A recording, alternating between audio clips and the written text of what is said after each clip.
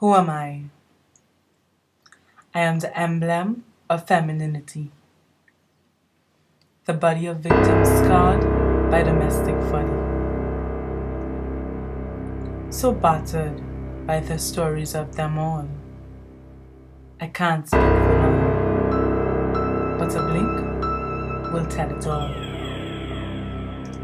It has been my nightmare to see what they've been through, so I ask no more of you than to just look through my blink and see the stories that are globally true.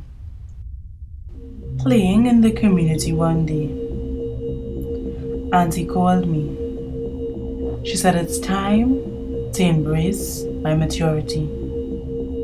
I was 10 when I was first a victim of genital mutilation and cutting, and this is my story. My innocence was known, my virtuosity cherished. But when I met him, I was convinced that I was doomed to perish.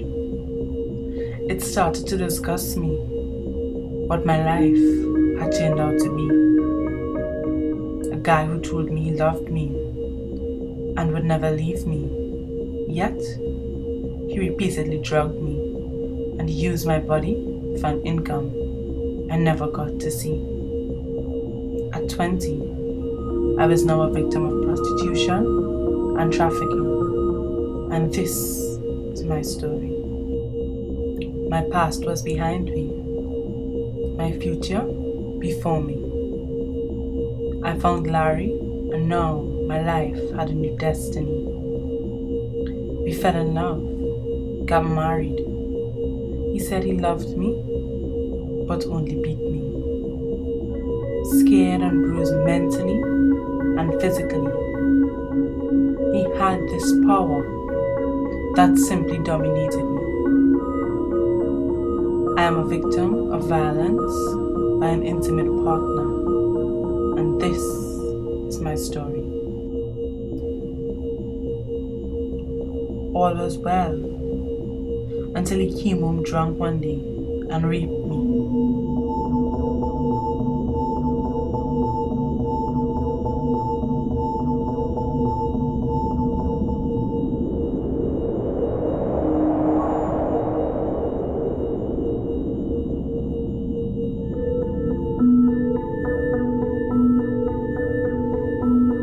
I dragged myself to the health facility, only to be told that I was 3 months into my pregnancy and I had HIV.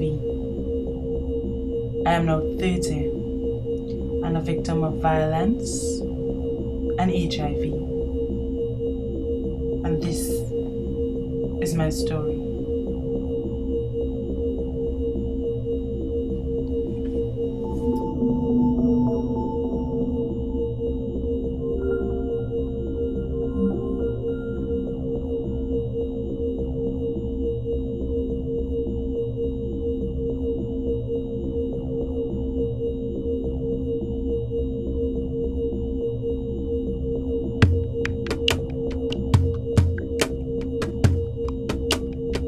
As the water from those who didn't live to tell their story now gushes in me, sexual violence and conflict, honor killing, and dowry, those were the stories you didn't get to see because their victims didn't live to write me.